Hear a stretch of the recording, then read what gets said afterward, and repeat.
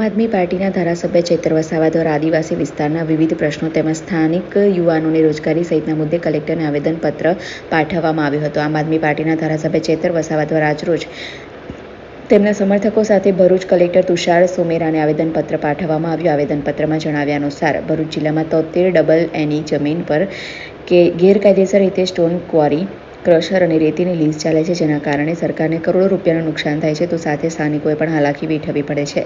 ચૈતર વસાવાએ ભરૂચના સાંસદ મનસુખ વસાવા પર આક્ષેપ કરતા જણાવ્યું કે સાંસદ મનસુખ વસાવા સાથે ફરતા લોકો લીઝ ધરાવે છે। મનસુખ વસાવા બોલે છે અલગ કંઈક અલગ કરે છે। આ તરફ ભરૂચ જિલ્લામાં આવેલા ઉદ્યોગોમાં સ્થાનિકોને 80% રોજગારી આપવાની તેઓ દ્વારા માંગ કરવામાં આવી છે અને જો માંગ ન સંતોષાય તો આવનાર દિવસમાં જનતા રેડ કરવાની ચીમકી ઉચ્ચારવામાં આવી છે। આજે અમે માન્ય કલેક્ટર શ્રીને એક આવેદનપત્ર આપવા માટે મોટી સંખ્યામાં આવ્યા છે। ગુજરાત સરકારના મંત્રીને પણ આવેદનપત્ર પાઠવેલ છે। અમારી માંગણી છે, આ શિડ્યુલ વિસ્તારમાં 73 એની જમીનો પર બહારના લોકોએ આવીને ગેરકાયદેસર લીજો ચાલુ કરી દીધી છે, સ્ટોન કોરી કરસરો ચલાવી રહ્યા છે, સિલિકા પ્લાન્ટો ચલાવી રહ્યા છે અને રેતીના ઢગલાઓ કર્યા છે, જેના કારણે વિસ્તારમાં હવા પર્યાવરણને નુકસાન થયું છે। લોકો અનેક બીમારીઓનો સામનો કરી રહ્યા છે, ઘરો પર તિરાડો પડી ગઈ છે, રસ્તાઓ ખરાબ થઈ ગયા છે અને એ પાણી પીવાથી ઢોર અને જાનવરો પણ મરી રહ્યા છે।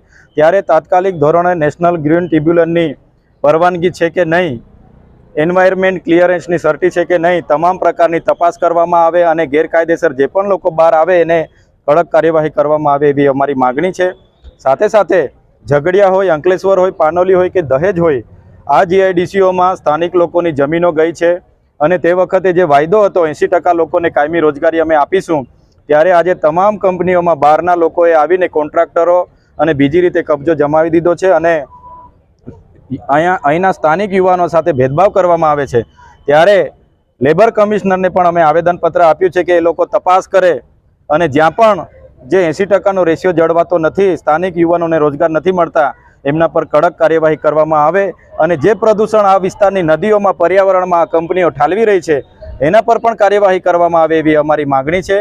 જો દિન 7માં આ લોકો યોગ્ય કાર્યવાહી નથી કરતા તો અમે જનતાને સાથે રાખીને એ સ્ટોન કોરીના કરસરો હોય, લીજો હોય, રેતીની ઢગલા હોય, સિલિકાના પ્લાન્ટ હોય કે કંપનીઓ હોય, બધી જ જગ્યાએ અમે રેડ કરવાના છે અને જનતા અદાલતમાં જે પણ નક્કી થશે એ કાર્યવાહી અમે એ લોકો પર કરીશું।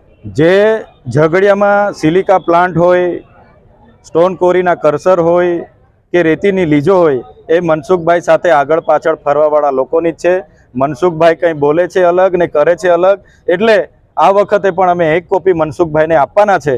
મનસુખભાઈ પણ આ વખતે કંઈ નહીં કરશે તો એમને પણ પ્રજાની સમક્ષ અમે ખુલ્લા પાડીશું અને મનસુખભાઈને આપણા માધ્યમથી વિનંતી કરીએ છીએ, એશિયાની આટલી મોટી જીઆઈડીસી છે તો સ્થાનિક યુવાનોને કાયમી રોજગારી મળે, સારા પદો પર બહારના લોકો આજે હાવી થઈ રહેલા છે। અગર આ વિસ્તારમાં સ્થાનિક લોકોને, યુવાનોને રોજગારી નહીં મળશે, એ ગમે તેવી ચમરબંધી લોકોની કંપનીઓ હશે, આવનાર દિવસોમાં અમે બંધ કરાવવા માટે પણ જઈશું।